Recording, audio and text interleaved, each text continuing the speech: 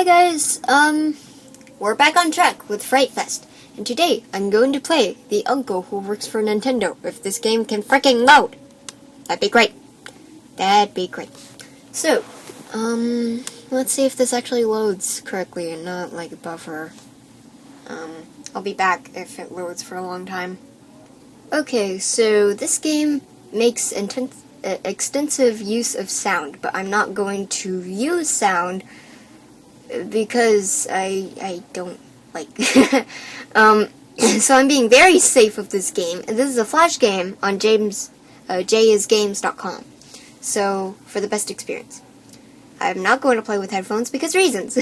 Occasionally it may take control of your browser, which I'm very scared of. It is not optimized for mobile, which I'm not playing mobile. So yeah, for content and trigger warnings, click here. This is a horror game. It does not make use of screamers or jump scares. Sound effects are used for tension and atmosphere. Some playthroughs may encounter plot points concerning a possible suicide. Thematically, many aspects of this game may recall the emotional abuse experienced by children at the hands of adults and very often other children.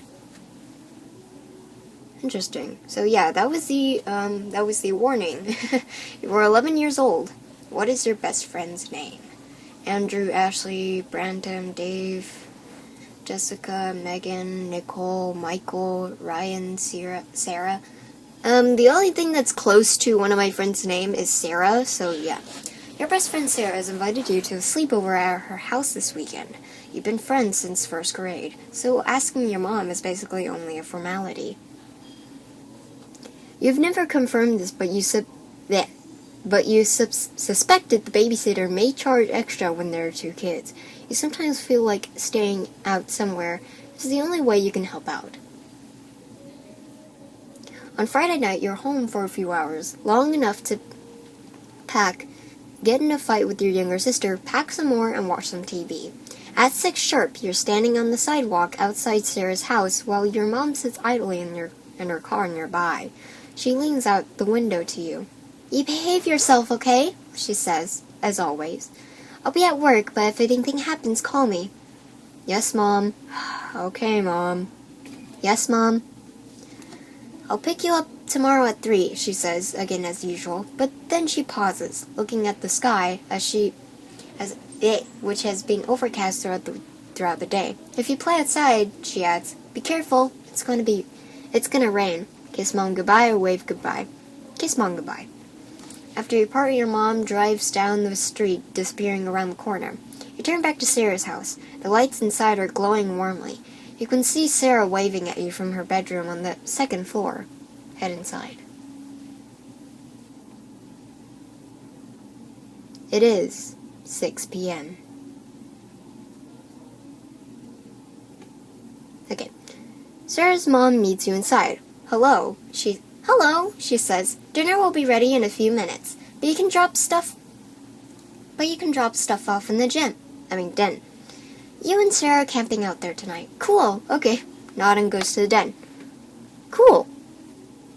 You drop your sleeping and overnight bags in the corner of the den, and then pause to take a look around. Behind the couch, a grandfather clock is ticking softly. Through a set of patio doors on the far side of the room, you can see the sky is just as gray as it was when your mom left.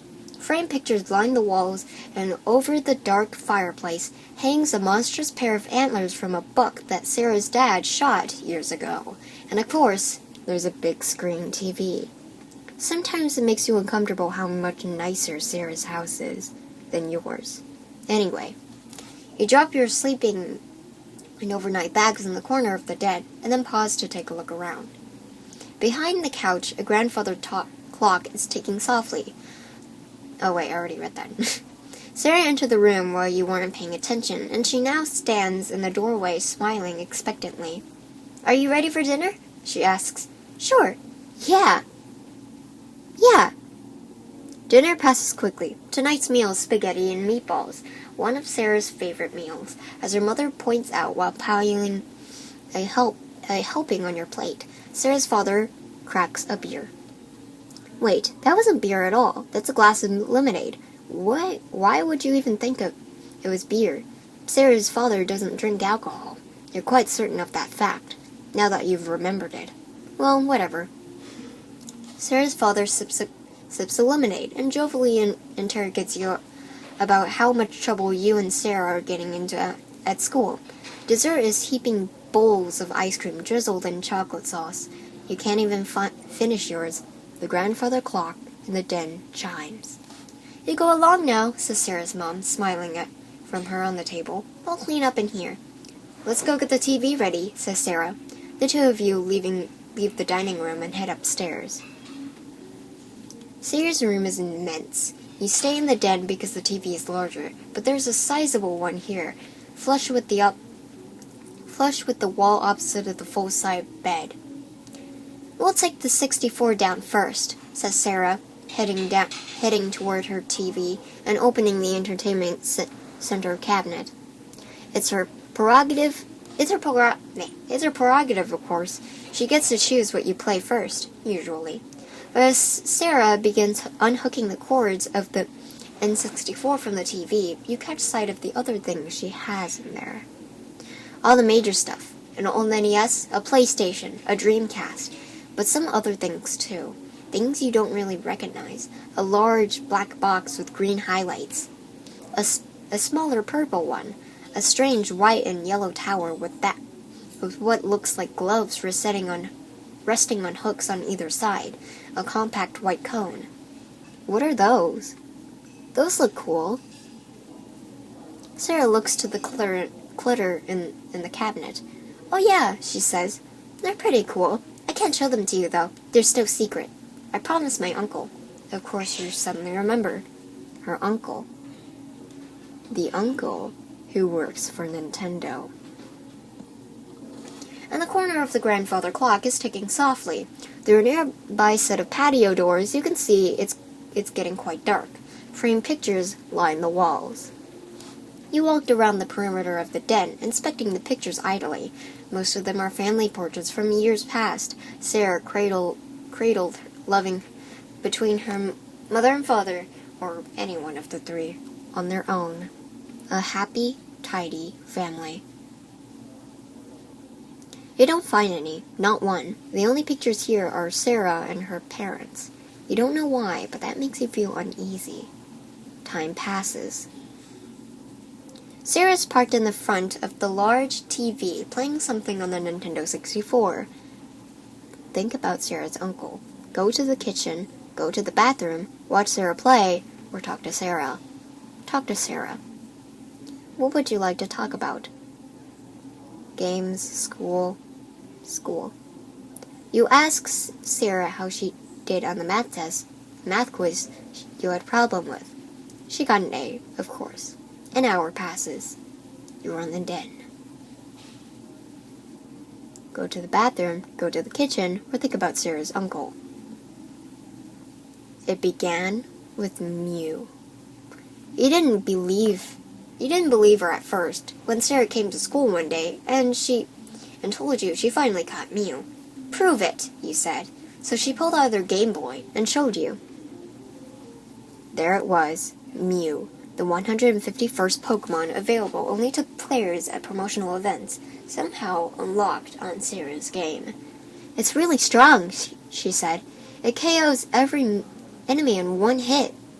Sarah demonstrated this claim at recess, when you and some other kids linked Game Boys to do battle. You were the first one down. No one else got in a single hit on Sarah's Mew. In a few days, everyone had quit playing Pokemon at recess. The allure had faded. You asked how Sarah managed to get it. Oh, my uncle got a job at Nintendo, said Sarah.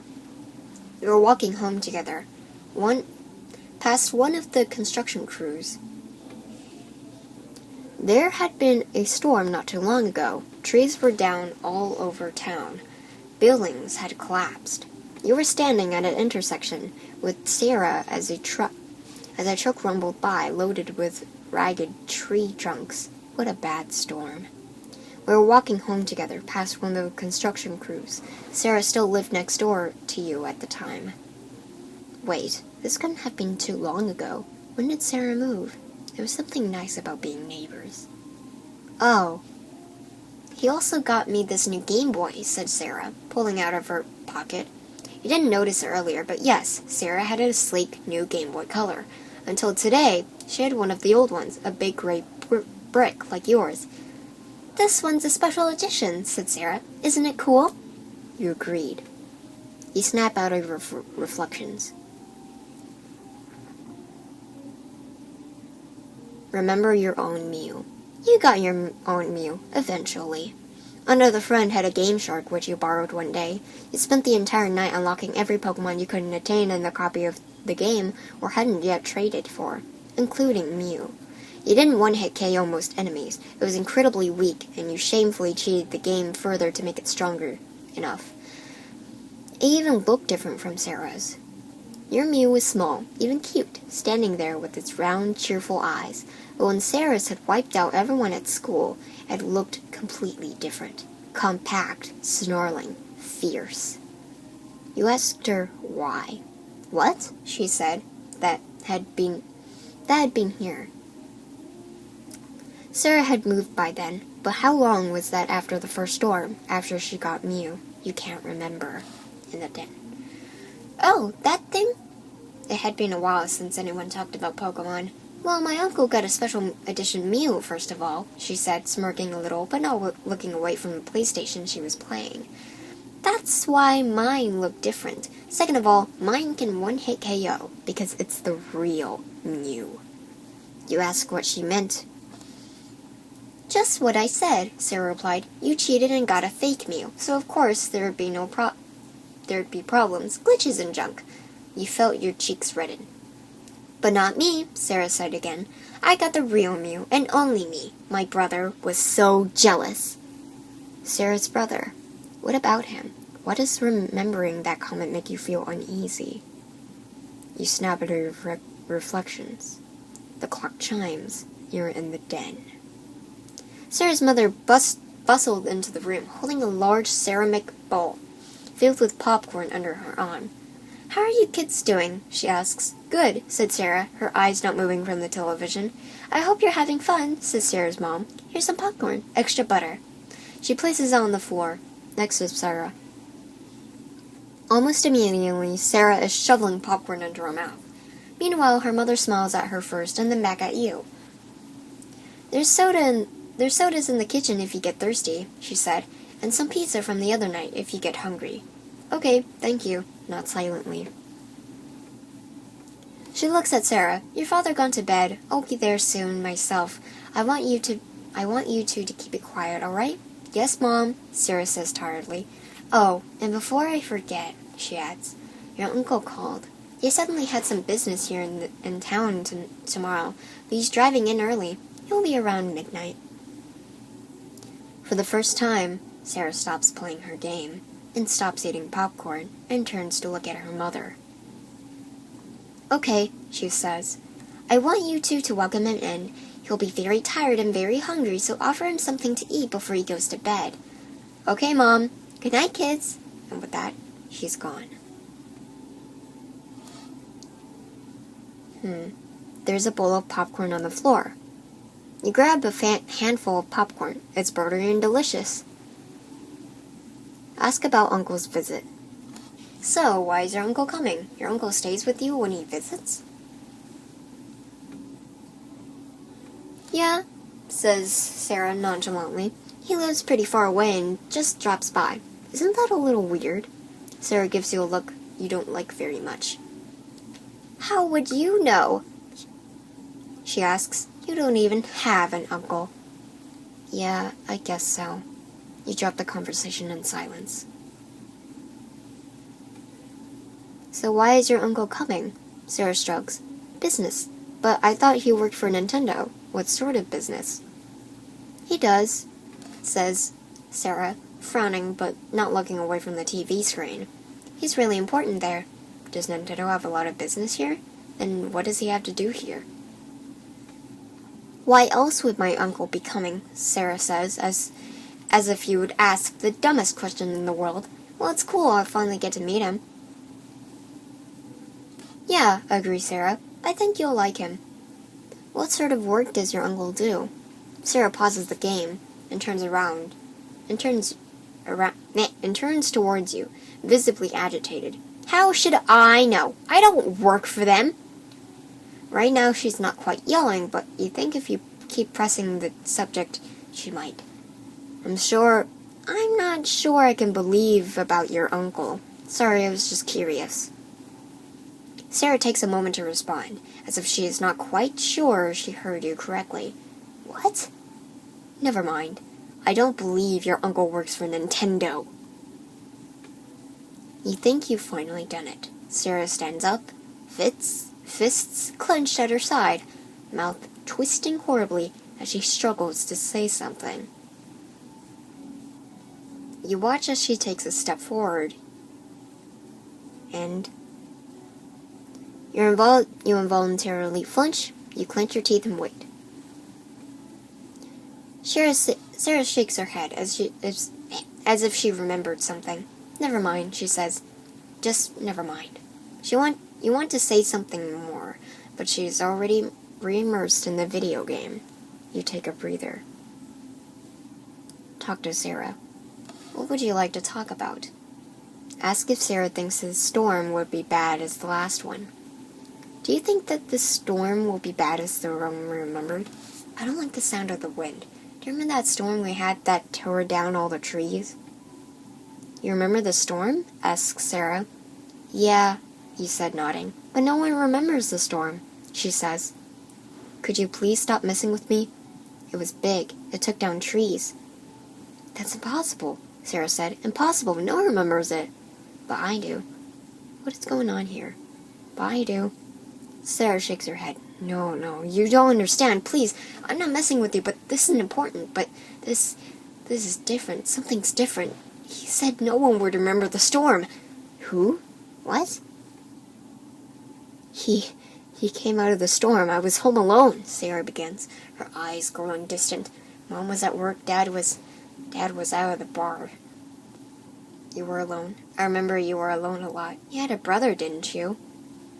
You had a brother, didn't you?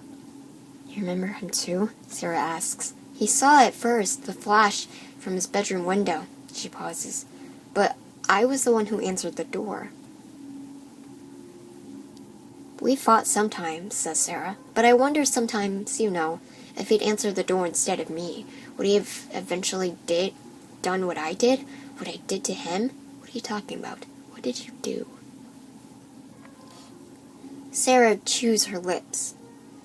He said that I couldn't appreciate all this since I was a girl. So what happened? What did you do? So what happened? Sarah won't look at you. I told my uncle to get rid of him, and he did. I want to go home. What did you do? What did he do? You're kidding, right? What did he do? He changed things, says Sarah. He said he could make things happen any way I wanted them to. That I would always be the best. That guys at school wouldn't get so weird about playing games anymore as long as I fed him. Fed him? What did you have to feed him? Fed him? Sarah looks at you, her eyes watering. For a long time, she doesn't say anything. Then suddenly, you understand. I don't believe you, punched Sarah. I want to go home. I want to go home. No, Sarah says. You can't. He's already on his... No. There it is, like a voice. No. Like a voice, not something you hear. Yeah, I'm saying so many things wrong. Exactly, but still, something in the back of your head. Sarah heard it too. See, she asks. See, he's almost here. I'm calling my mom. Passing through the empty dining room, you enter the kitchen where the phone sits on the counter. Call Mom. You dial your mom's work number and waits. She picks up after 3 rings. Things are really weird. Never mind. I want to go home. Things are really weird here. What? What do you mean? I just want to go home, Mom, please. Something in your voice seems to give her pause.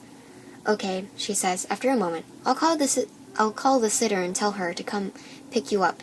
It'll probably be an hour. Is that okay? Yes, thank you. Can't you make her go Can't you make her get here faster? Yes, thank you. Of course, she says with a hint of a sigh. I'll call her now, okay? She'll be here in an hour. Be safe. She hangs up. Return to the den and pack your things. You return to the den. Sarah's sitting silently on the floor as you come in.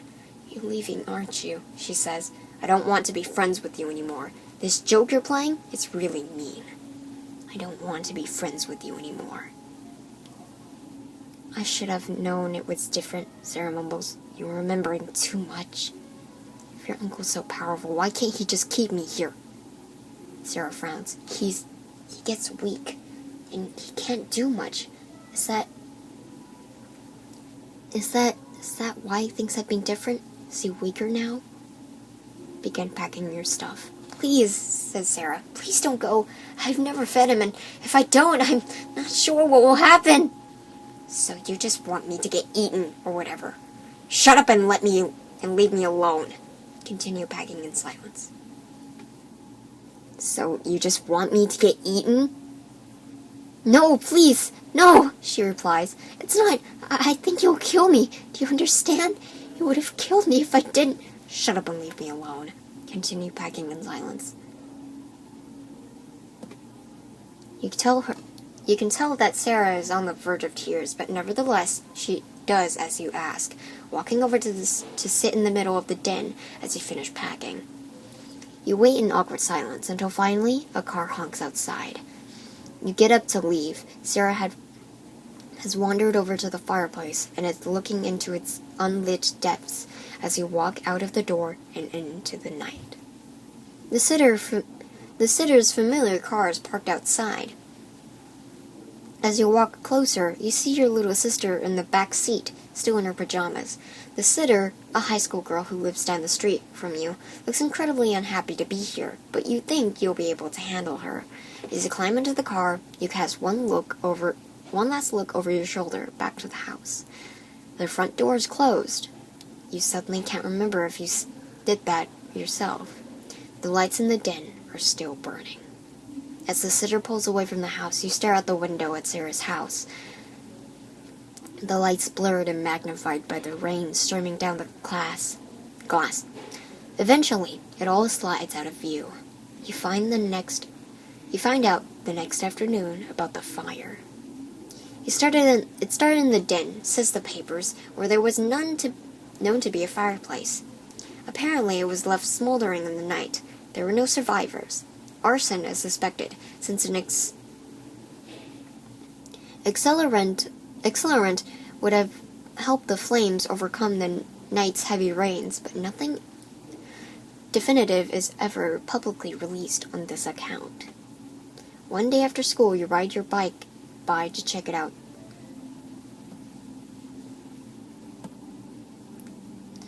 Parts of the house still stand. Walls and beams blackened by the flames. Yellow caution tape has been looped around the outside, and the rubble has yet been totally cleared out by the city. You decide to investigate. The second floor has either mostly burned away or fallen through, but standing in what used to be the den, you look up to the hole that would have been Sarah's room. The broken glass and charred drywall crunch beneath your feet, until you step on something that isn't glass. You look down.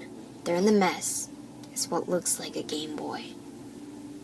It's a Game Boy Color, not at all scuffed or damaged. In the back is a single cartridge, a copy of Pokemon Blue. You leave the Game Boy, you take Sarah's Game Boy.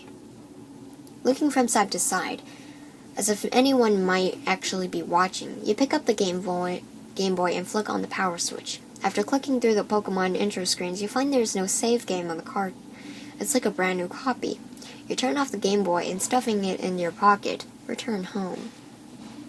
Your mom is standing in the kitchen when you arrive, doing dishes, and your little sister is watching some annoying cartoon. Remember to take a bath and get dressed before 7, Mom calls. Remember? Remember?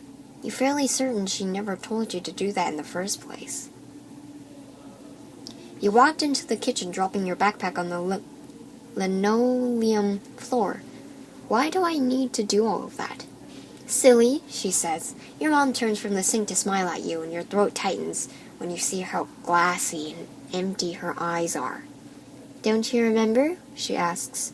Your uncle is coming over for dinner to celebrate his new job. The uncle who works for Nintendo.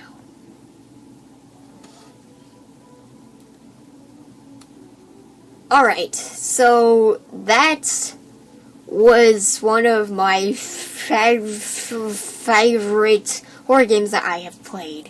And this game is freaking amazing. I love this game. I've played... Oh, god dang it. Okay.